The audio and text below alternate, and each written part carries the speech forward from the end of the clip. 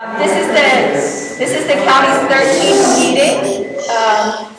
We have, as part of this effort, this is part of our effort for the commission redistricting. This is something that we undergo every 10 years following the release of the decennial census to ensure that we have our population relatively equally apportioned among our 13 commission districts. So we're here today in District 1. This is our last of the district outreach meetings, and we're fortunate enough to have our representative from District 1, Vice Chairman Oliver Gilbert. I'm going to turn it over to him to say a couple of words and get us started.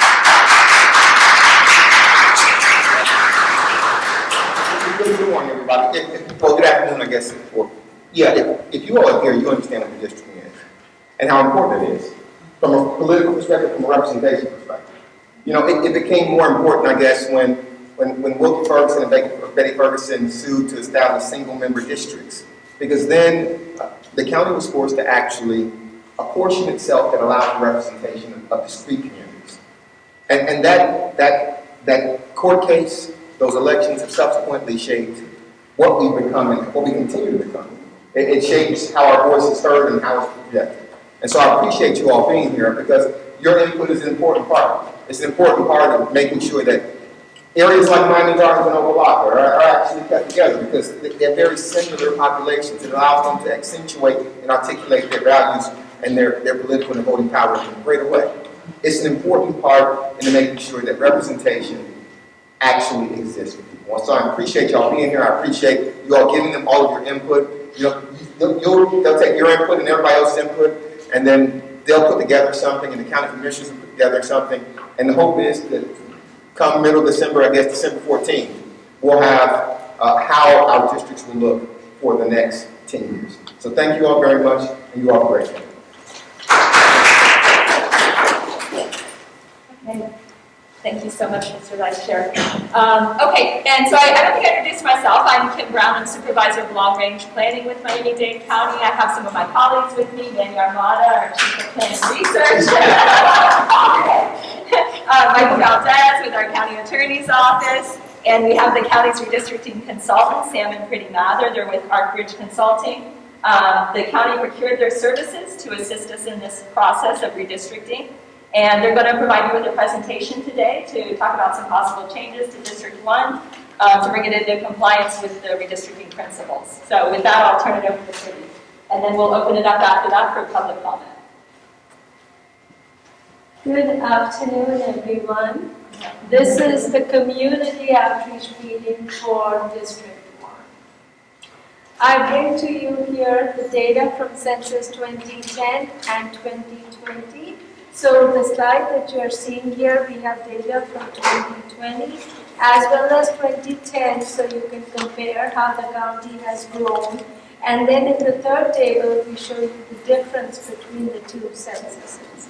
So based on 2020, the county of Miami-Dade has now 2.7 million residents. And back in 2010, you had 2.5 million people.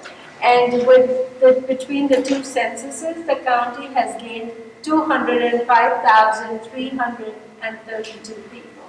And if you would like to look at the racial and demographic composition, racial and ethnic composition of the county, all the racial and ethnic categories are listed here. And we have the percent total as well as voting age population for each of the categories. So with this, I want to take you to the next slide, where I want to show you where the growth has been, which districts have grown more. So here we have the districts, and we have the 205,332 people divided by the districts that they are in. On this side of the screen, you will see a map which shows you on a map the growth by district. So the darker the color, that means there has been more growth, 30,000 to 45,000.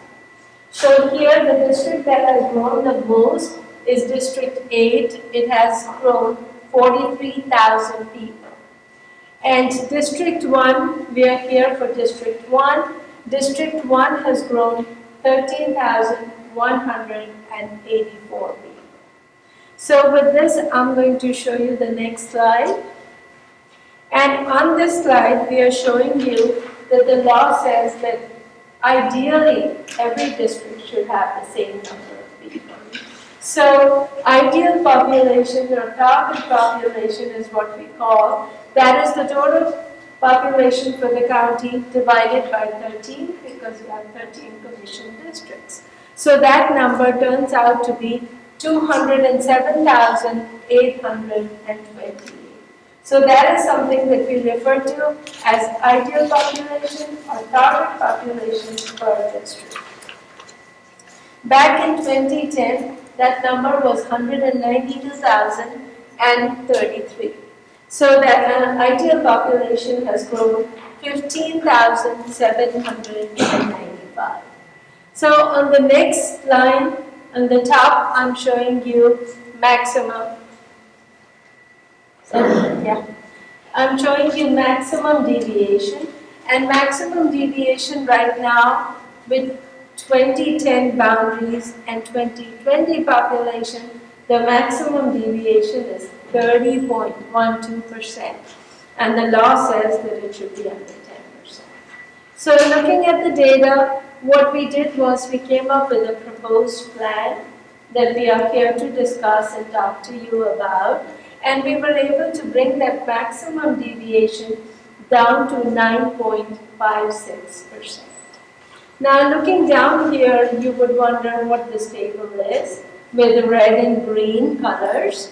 So here what we did was we took all the districts, we compared the 2020 population of each district with, we showed you the growth here, and we also looked at deviation from ideal population. So the districts which had less population as compared to the ideal population, we color-coded them in green. And if the difference was greater than 10%, we color-coded it in a darker green. Okay? And the red and the pink colors are where the population of the district is more than the ideal population. And if the difference is greater than 10%, it's shown in red. So what this does is, it tells us that some of the districts need to grow to gain population, and some of them which already have too much have to shrink so that we have balanced districts. So here we are here for District 1, so we wanted to focus on that.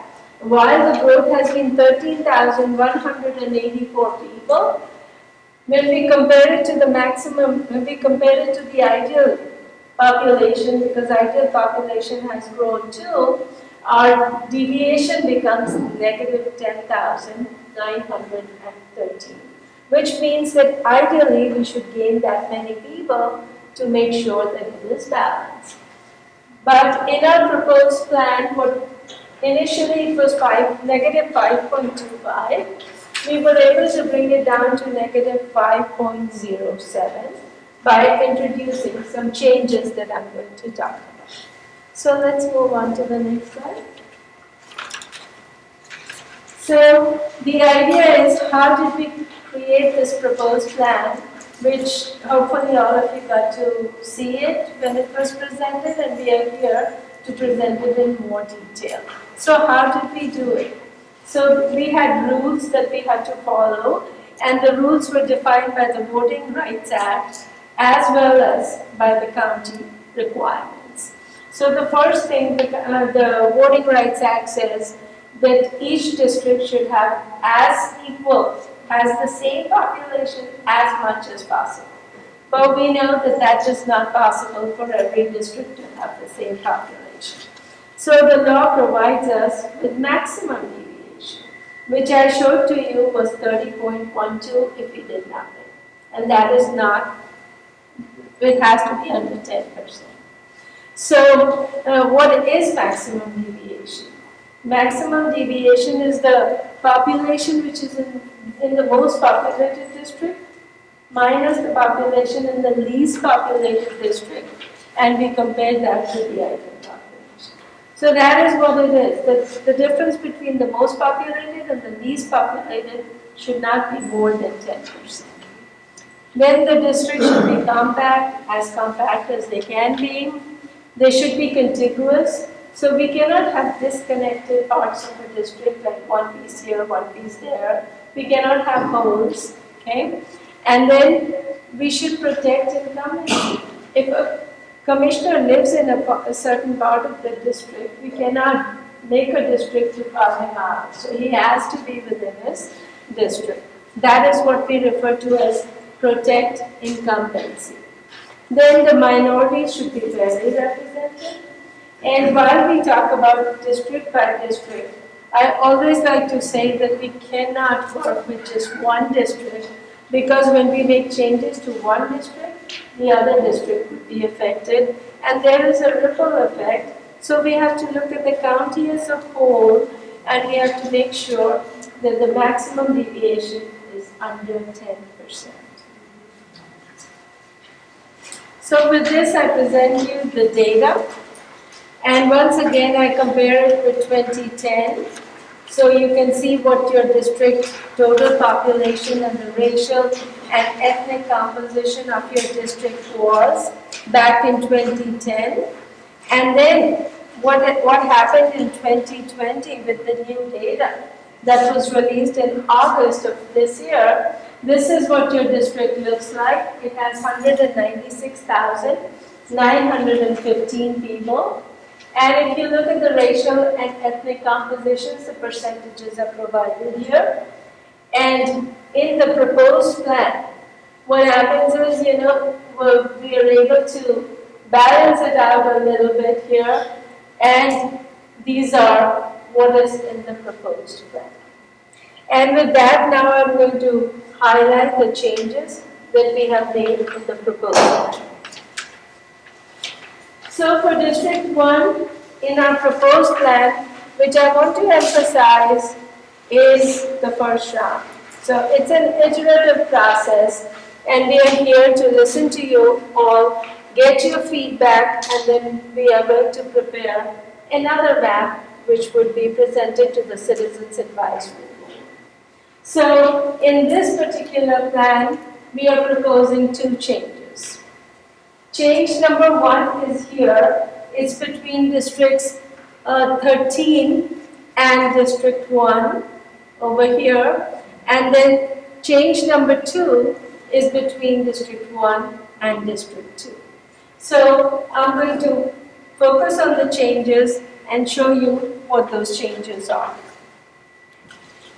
So this is a detailed description of change number 1, where we are proposing to add this area to District 1.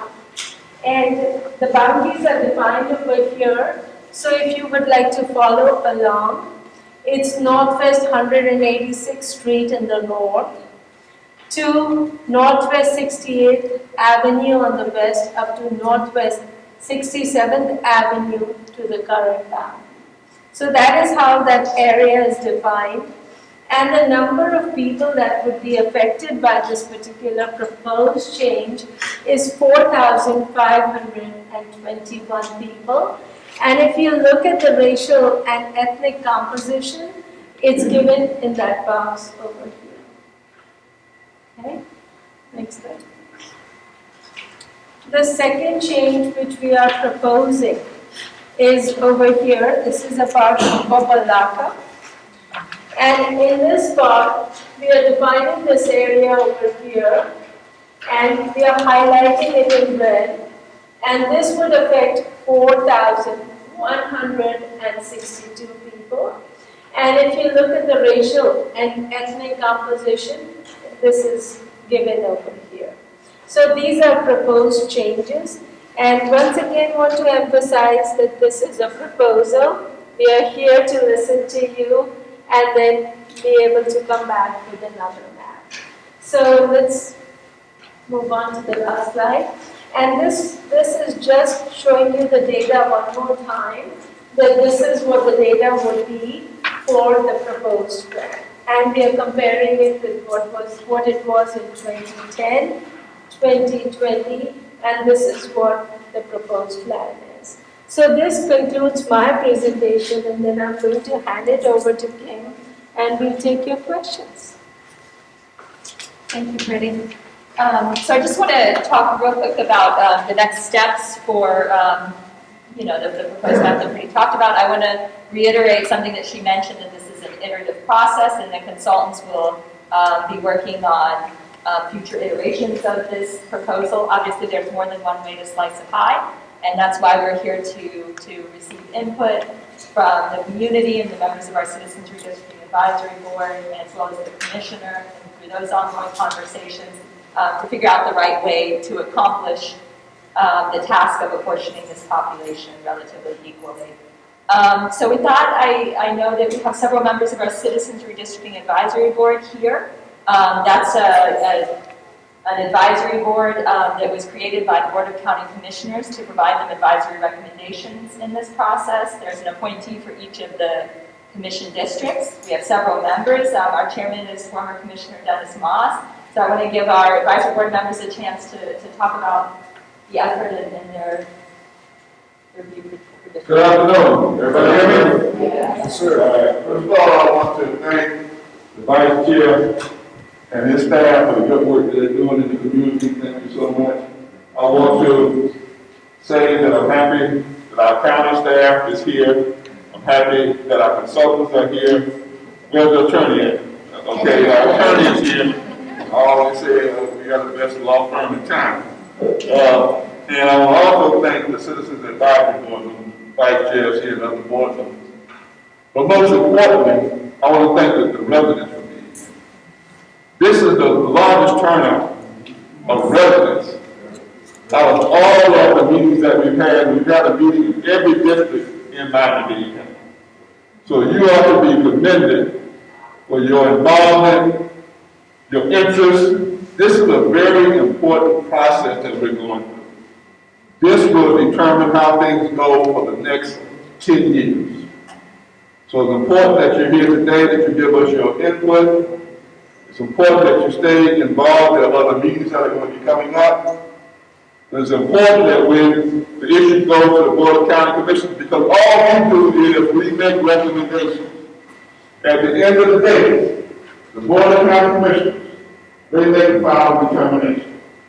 So once again, thank you for being here. And again, we're very happy to see residents. I mean, this makes all of us real happy. Because again, we go to many meetings and you don't have that many residents who have come out and been involved with this community. It's come out, you're involved, and we thank you so much for that.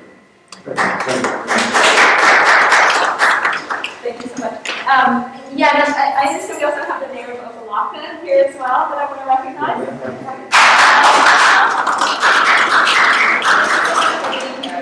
That's wonderful to see you. Thank you so much. Okay, I also want to recognize our vice chair of the Citizens Redistricting Advisory Board to make some comments. I want to echo what the chair said. This is the best turnout we've had. I think this is also because of the fact that my good friend, I still want to call him Mayor Gilbert, Vice Chair Gilbert really has worked this. This is the most staff from the county commission office we've ever had. I want to congratulate you guys for being here. It really says a lot that on Saturday afternoon you care enough about what is going on to come in and give your opinion, because I haven't seen a turnout like this in any of the meetings I've been in. It shows also the good work that Vice Chairman Gilbert has with his district.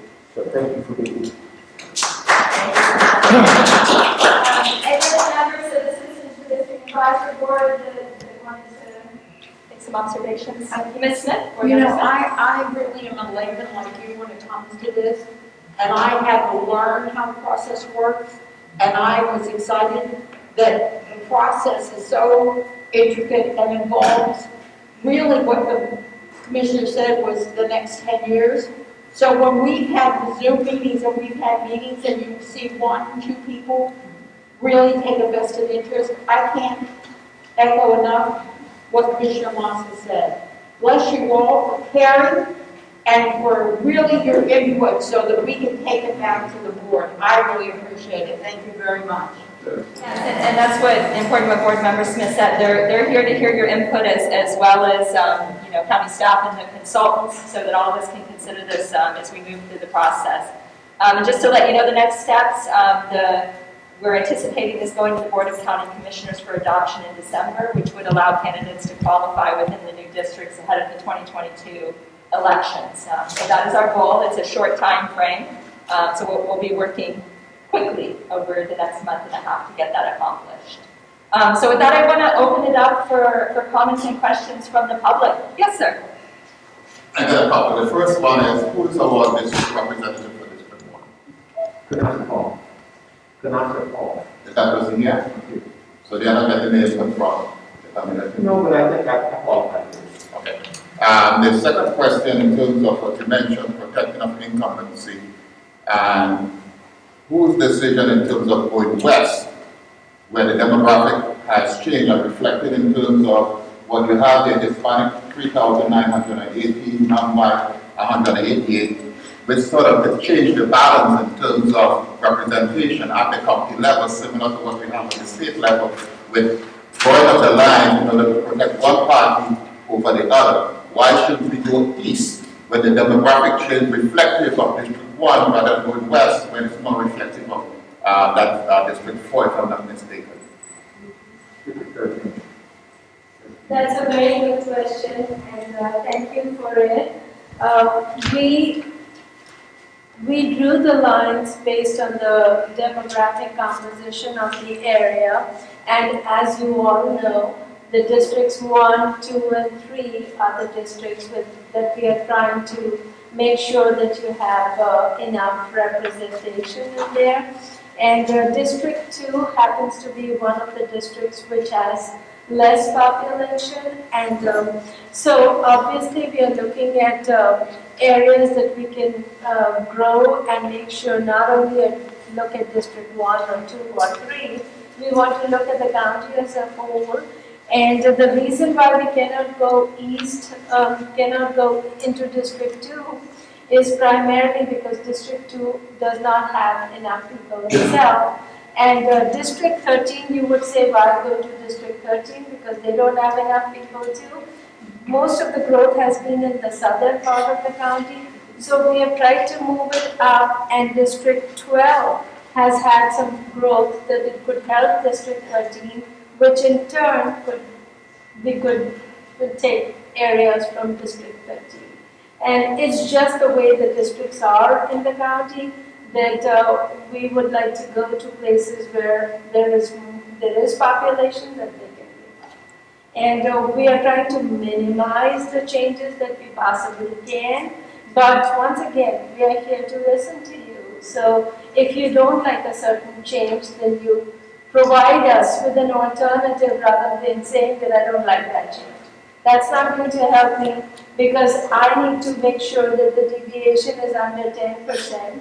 So you tell us, and I have my computer here, and I'm happy to sit down and work with you and say, okay, I need so many 5,000 people. Where can I get that from? You don't want to get it from there? Let's get it from somewhere else where I still can have a balance. And just as a follow-up, and nothing to do with you, but reflective in a system that has systematically done things to affect the black population. Look at it in terms of the voting pattern, and those who are consistent in voting. And that's why when I look and I see here, over 4,000 people in one segment in which we know that they are more consistent in voting than people that look like me, I am mindful of the long-term intent, even though what you were saying might make sense. But you can do everything that you want in order to pattern what the future is. Therefore, we don't have somebody of color representing District 1 because of the fact that we have now increased the voting percentage that are heavier inclined to vote than this and this. That's why my suggestion is to go on the east side, and you can always do accordingly because on the east side, that is more inclusive of the demographics of District 1 presently than it is going now to bring in over 4,000 of people that may not look like me. And I understand, and like I said, you know, I'm here for ideas. I need people to grow your district. So if that part is not good, and 2 is kind of tricky, then you tell us, and we'd be happy to. 2 is not tricky if you can go down south, because again, you can do the same thing going on the east, and then you do the balance in going south. Because the difference between District 1 and the others is that the county line, we cannot go north. That's our boundary. You can always go south. You can always go east or west, and that's your option. But you can go south in order to make your balance of power. And that's why I'm saying the focus, and I don't know, Commissioner, if I am in line with your consideration, because we haven't had that discussion, is that I'm speaking subjectively for Francis Wright in terms of recognizing, but seeing in terms of pattern where it is, especially in the state.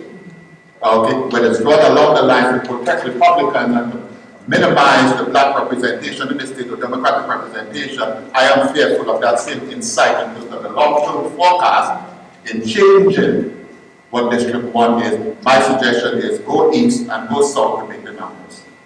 All I want to say is the data that I have is from the Bureau of Census. I do not have any partisan data. So there is no partisan data involved here. We are strictly working with data and communities of interest. So just for the record. Yeah, no, but sir, I think we hear what you're saying. As I mentioned, there's more, oh, yes. We focus this. It's all of Opa-Locka in this focus. It's all of Opa-Locka. All of Opa-Locka. But it's all of Opa-Locka in the proposed district. So just as a primary issue, I think I've said this on the Zoom with you all. It's going to be very difficult for me. I understand that it was taken in the last redistricting, it was given District 2, but my office services all those Opa-Locka now, basically. So it doesn't make sense for Opa-Locka in its entirety not to be in District 1. So you want a concrete suggestion, start there. Opa-Locka back in District 1. All of Opa-Locka in District 1, it kind of, in our communities, kind of work together in various things where we're sister communities. It doesn't make sense for Opa-Locka to not be in District 1. It didn't make sense the last time. But as a point of interest for me, we're going to take back Opa-Locka. Okay. The lady in the back, though, she's had her hand in the line. Yes, ma'am. Yes, again. We were given the names, we were just given the name of the person who's going to be our representative. We couldn't hear it back here, there's an echo here. So we can basically not hear. Kanasha Paul. Kanasha Paul. Could you all say that from the front and give us the spelling of that name? Because I understand that person is not here right now. So would you spell it from the front so everyone will hear who the representative is?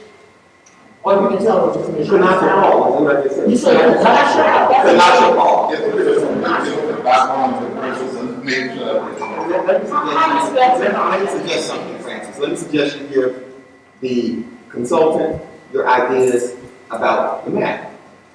And so what we're going to do is take that information and come up with proposed maps.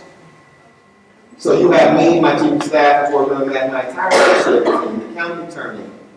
We're going to get input. So let me suggest you actually get that input. Did you get your question answered? Okay. So, anyone else? Yes, ma'am. Yeah, so I think what Mr. Ragu is referring to, when you go to your last column, so the population of District 1 would be like 45%, 46% Hispanics, and about 46% Black. Is that what you're trying to achieve? Because I think the concern is the people on the further east with the triangle that you're trying to get is going to be like really largely Hispanic. And vote, I know that it's nonpartisan and you're not taking, but that's like something that we're concerned about. And same thing with like moving it, I know about tier 1 and tier 2, but that it's going to shift the composition of who District 1 is, right? Making it like even, and it's actually going to dissolve a whole bunch of the people that live in District 1. By being like really evenly the way that you're distributing it versus taking a piece of Opa-Locka, a larger piece that is going to be because there's like hardly any African American district solely in the county. So that's why we keep having the representation. So that's the concern. That by changing it like that is going to like eventually like dissolve it. And we're already having like enough of that, so we don't want any of that. And I understand, so I'm with the League of Women Voters at state level, and we're facing the congressional districts map, and that's a huge concern for like minority voters, because we're really focusing on the power of the minority voters. So it's not just people, it's also people that vote. Yeah, and pretty, I don't know, you correct me here, but there's also been a decrease from 2010 to 2020 in the non-Hispanic Black population in our county, which is also, I think part of the challenge. District 2 is currently the only district with over 15% of non-Hispanic Black. Obviously, District 1 is sitting very close, and then District 3 is in the 30s. Is that correct? Okay. Pretty? Oh, there we go. This is for the whole county. If you look at how the county is, look at 2010 data. So here we have in 2020, we have 68.73% Hispanic population overall, 13.38% non-Hispanic white, and if you look at non-Hispanic Black, the population is 14% in 2020. But if you look at the same numbers in 2010, it was 66% Hispanic, 15% non-Hispanic white, and if you look at non-Hispanic Black percentage, that was 16%, but now... 17. Oh, yes, I'm sorry, I was looking at the voting age. Sorry about that. Yeah, it was 17%, and now if you look at it, it's 14%. So for whatever reason, the county's demographic, ethnic and racial composition is changing, and that is what the census is showing us. And for redistricting, we have to use the census numbers at the block level. Yeah, I only offer that up to kind of keep in mind that you have those 3 districts right now that have the interest in maintaining those populations, which has declined, and so part of the consultant's challenge is how to also consider those demographic factors. Yes, ma'am. Yeah. Thank you. I echo the thanks for the chairman of the Citizens Advisory Board, Chairman Moss, and all those involved in the process. And also thank you, Vice Chair, for inviting us to this event. And also I want to recognize my CRA chairwoman, Chairwoman Russell, from the City of Opa-Locka, here. I wanted to ask a little more pointed question about different options. I was curious about why, Mr. Ragu, that's it, right? Mr. Ragu asked about the east side versus, the west side versus the east side. What about suggestion of changing close to 183rd Street on the east side? This little small section here, what's the demographics of this area here? I would look at that and I can tell you what that is. But that would be a change from District 4, right? Which is recommending from District 4 to District 1. I'm happy to look at it. I can look at it and I can provide you with what the numbers may be. Yeah, I would like to see that on looking at those 2 sides. And then also it'd be helpful if we could, this data set is really good, but it would be nice to have this for the surrounding districts. So we can get a better understanding of what those changes are, what's proposed. We can get a better complete picture to provide options based upon this discussion right here. So is it possible to get that information? I could have a whole county-wide changes, but yeah, I could provide that. Yeah, this So makes you're the same package for the surrounding districts. They have those packages for every district. Yeah, sure. And Kim can provide you with each one of those for each district. Yeah, and we'll get them also posted to the county's redistricting website as well. We'll get that posted. Mr. Mayor, if you don't mind, could you describe those boundaries again? I want to make sure it's clear for the record the area that you're discussing. I'm looking at this area in here. So you see how you have you propose a change here, right here? Okay, so I'm looking at what is here. So east into mostly District 4, south of 185th. Or in these these areas here, like what's along these lines here? What's those demographics? I know this area I'm looking at, but what is along those lines here? In terms of demographics, so we can at least see what are the options available for both changes. Okay, thank you so much. Yes, ma'am. Yes, ma'am. Yes, the information that the young man just asked about, would that be available to us through Tanasha Paul?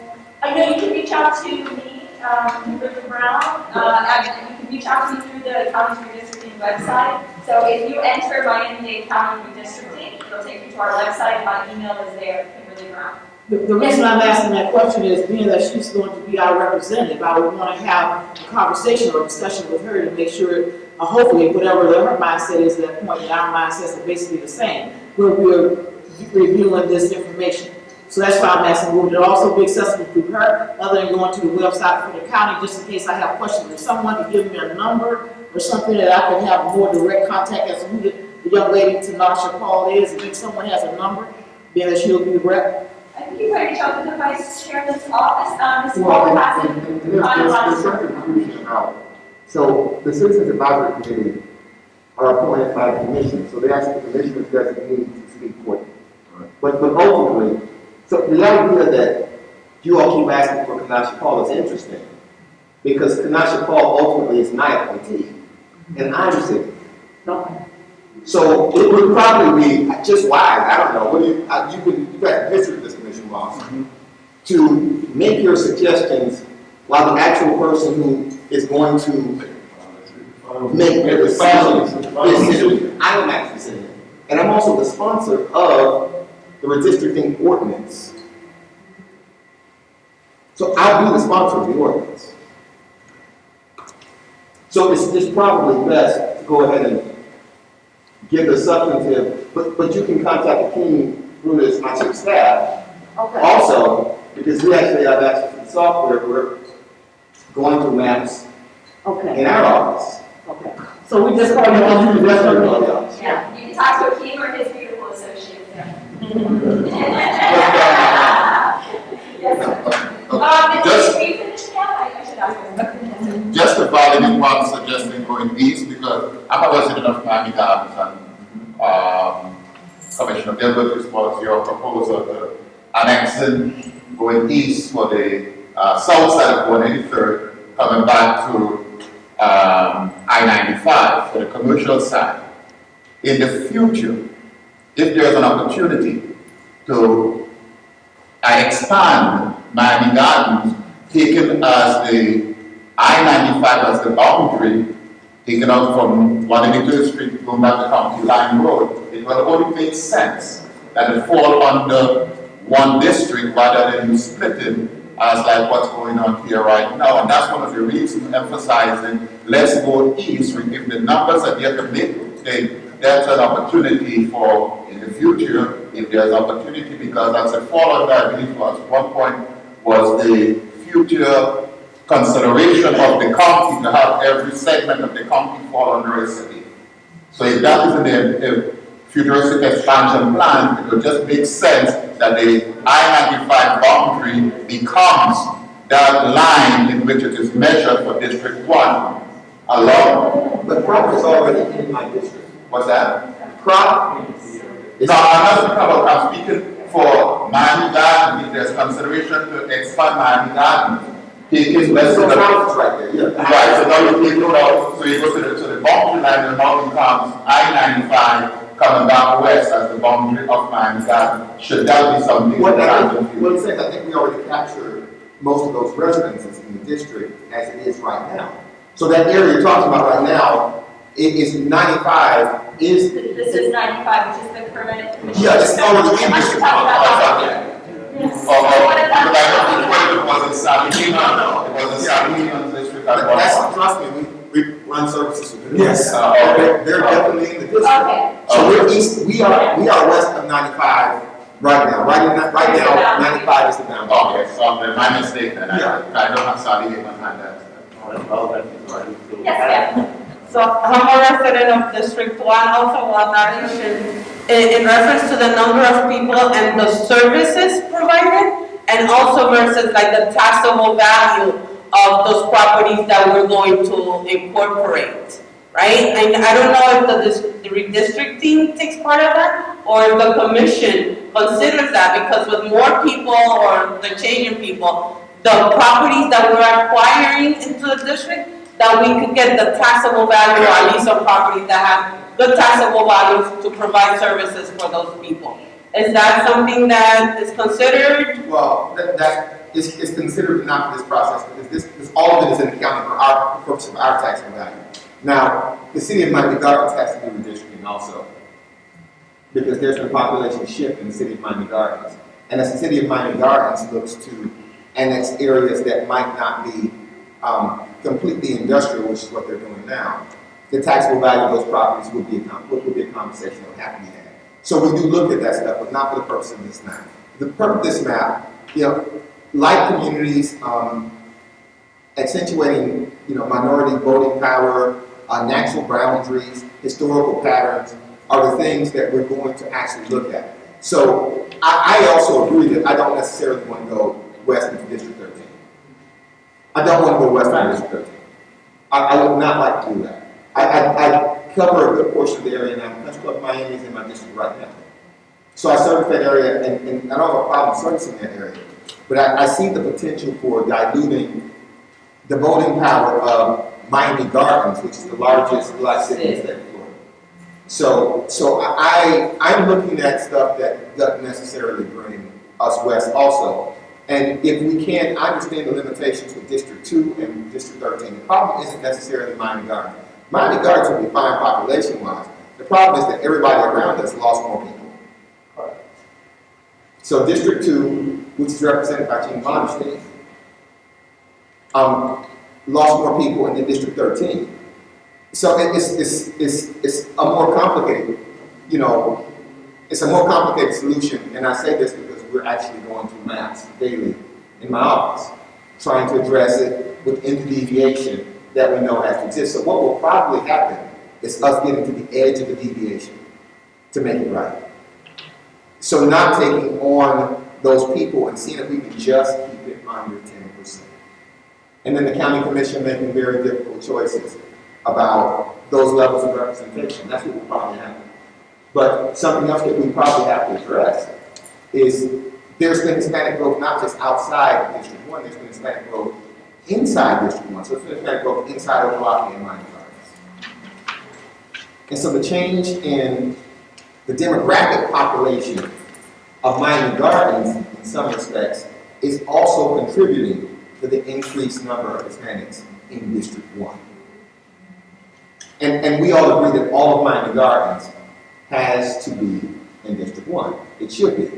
All of Opa-Locka should be in District 1. But there's an increase in Hispanics in Opa-Locka and Miami Gardens also.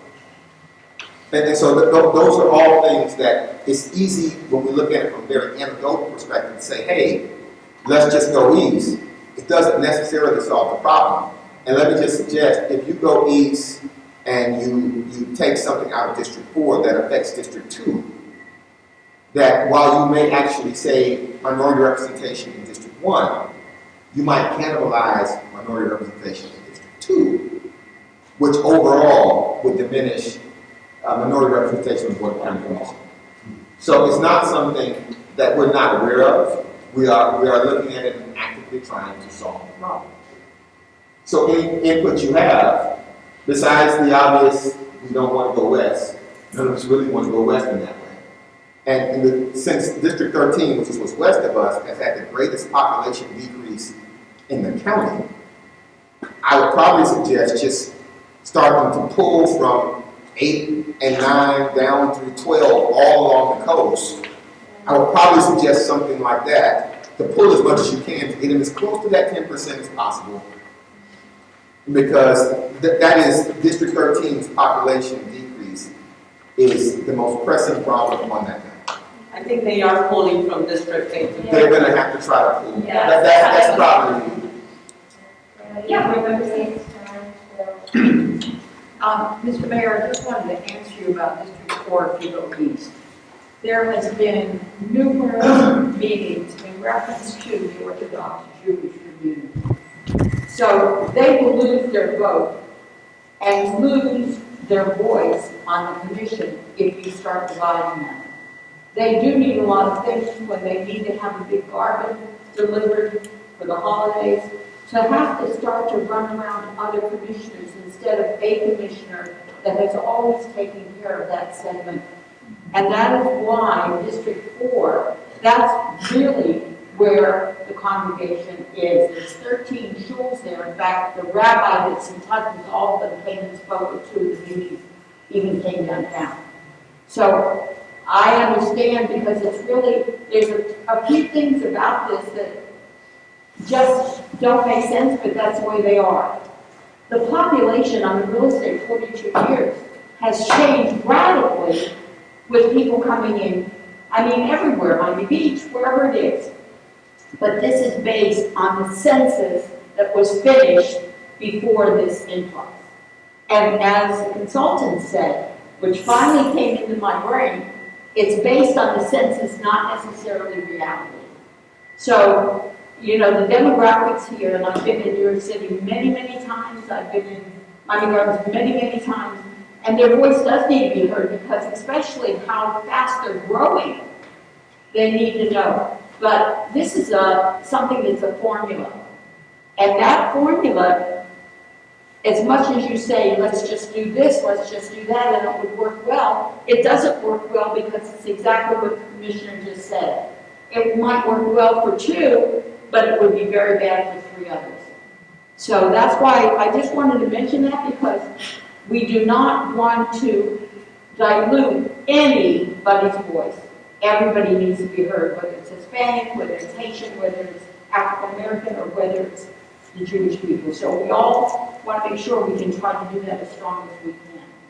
Yes, thank you for that. I just wanted to get to understand what are those options, what are those considerations, and why those 2 specific changes are proposed to us, and what are the other options that are available. So thank you for sharing that. And 2, the second question is, when will the 2020 census data be coming in? No, this is what This this is- is. Yeah. Oh, I thought this was 2010. No, just comparing this. Oh. Yeah, we got it about 4 months late, but we did get it in August. And then that, If that number is removed from District 2, what would be the change? let me tell you this, I think we've had a lot of meetings with the vice chair with District 2, and I think I can say that in the next upcoming map, the change that I described, this Opa-Locka, is going to be that. Because when you look at the numbers in the Opa-Locka area, that was proposed to move, and you go over to District 13, the numbers are close. Yeah, it is close to that. That's the reason I'm asking about what would be the effect on District 2. What's the deviation? Yeah, What's the deviation? So we know we can get an actual number. What's going to be District 2's deviation at that point with regard to the actual numbers that we want to do? So, because what I'm looking at is not just the numbers that people are moving, it's just making sure that every district is within 10%. Right. So what's their deviation? Right now, in this map, we have 9.56. And we have already met, and like you said, this is the last meeting, so we have been putting a new map together. And in that one, we're really pushing the limit, it's 9.98. So, I'm still trying to figure out if I can use it as average, so we will have some data. But right now, we're pushing 9.98. But the deviation for District 2 is about 4.2. Yeah. 4.42, I think. Yeah. Now, if, again, that area goes back to the response, which is what you're saying is going to happen in your proposal. The coming one, the next Your one. proposal. What impact would that have on District 2? What we've done is, because we did this back to District 1, then we have made some changes back in District 2 and 3 to balance things out with District 3 and down a little bit to District 5 to pick up some from there to balance things out. But with all those changes, we are pushing 9.9 million. So, I think it's difficult to answer that question in isolation because there's a lot of different changes that might occur in the next iteration. Some of them were discussed in the District 4 meeting. Some changes there between District 4 and 2 that will also affect the And I say that because I want to support all the comments that were made in reference to, you heard it, see, you heard it, I'm sure it is true, that in reference to black representation, in those particular districts, that we've got to do everything we can to make sure, that number stays up, so that we don't have concerns that are being raised by everyone in the room. Even my friend down here, he said, child name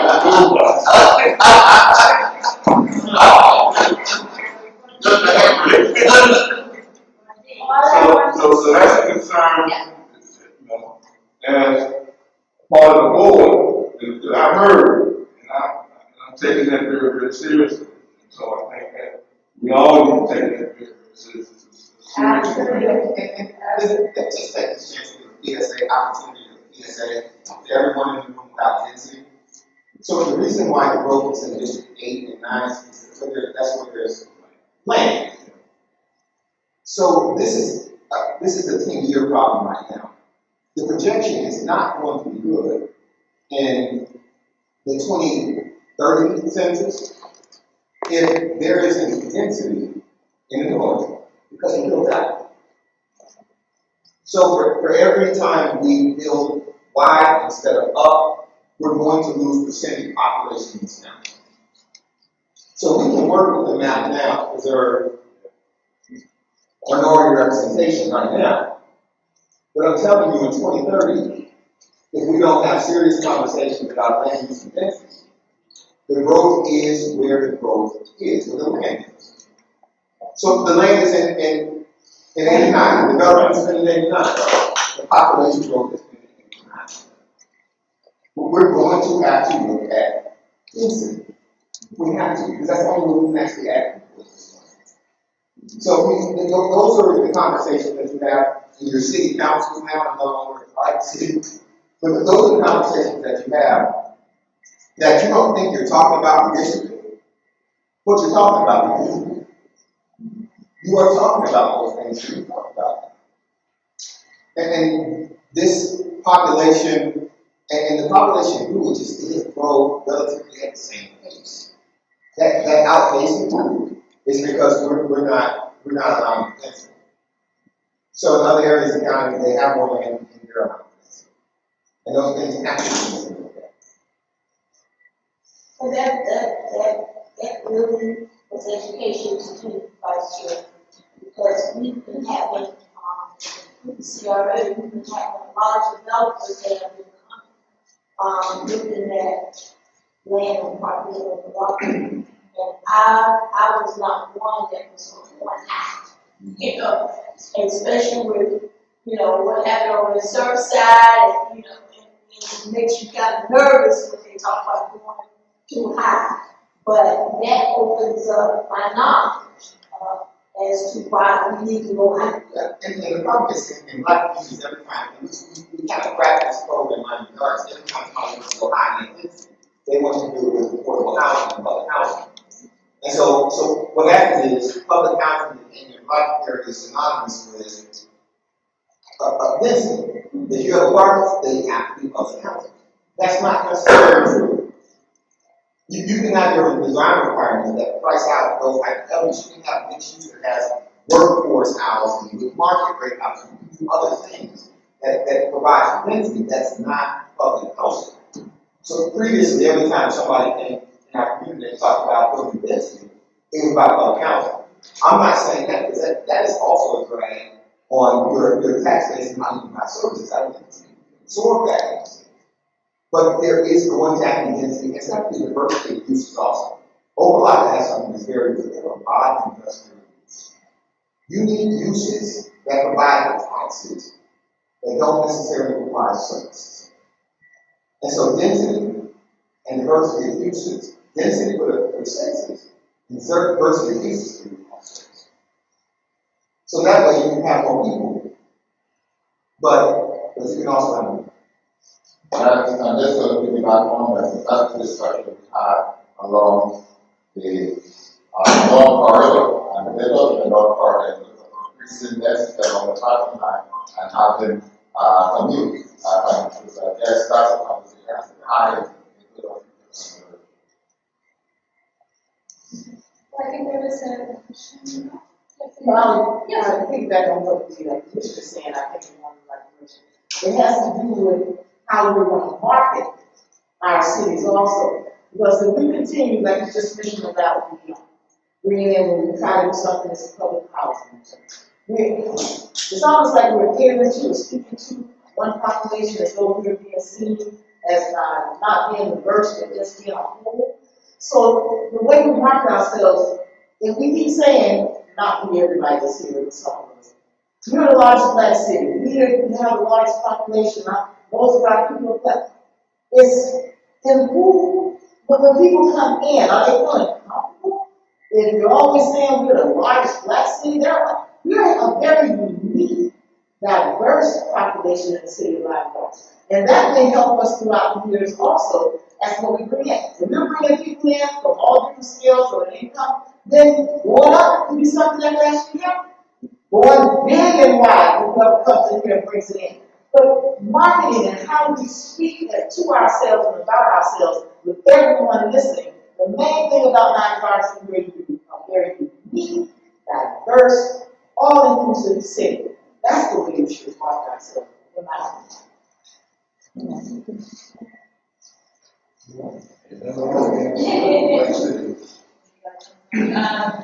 Any other questions or comments?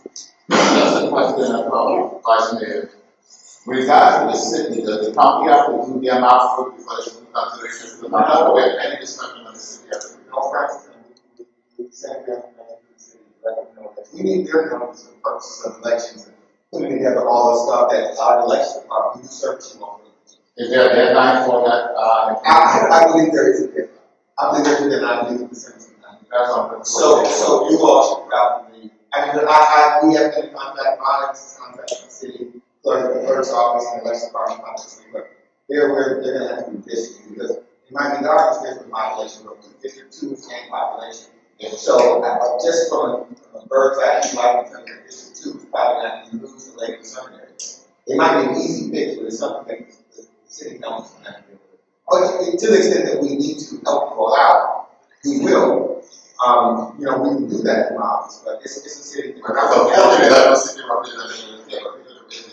Yeah, so I did this when I did redistricting when I was there. So I let the effort. It's gonna have to be. It's gonna have to be. Any other questions or comments? Okay. Thank you all. Yeah, thank you. And again, stay involved through the county's website, Miami-Dade County Redistricting. You can find it there. You can find all of the resources and information about the meetings. Stay involved. Thank you for your time.